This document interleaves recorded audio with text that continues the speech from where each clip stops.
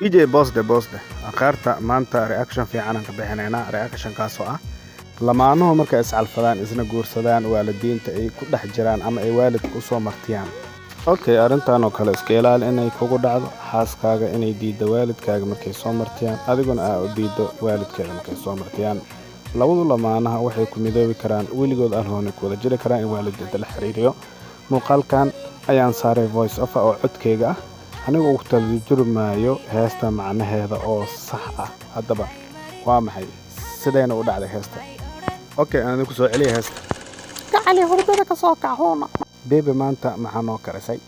aniga ku darajinay sida dhalaanka oo kale inta cunugayga dhalas adan ku haystaa bebe soo dhawaa cabitaan fresh ah waryaada fura idinka tawada bixiina ma dhamaada miya fura waayaabay xilgayaan ugu soo asbaxay alla waa kuma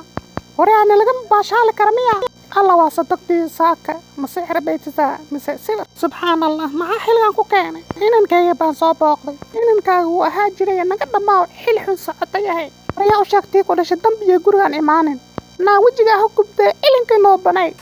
waryaa ilinka ugu leh hooyaday waqtiga 9 bil isugu sinayso siday 20 jir soo gaarso waxa ay gudaafatay wiilkayga caas waalidiinta xaqee baa noo keentay dulid aba barbajira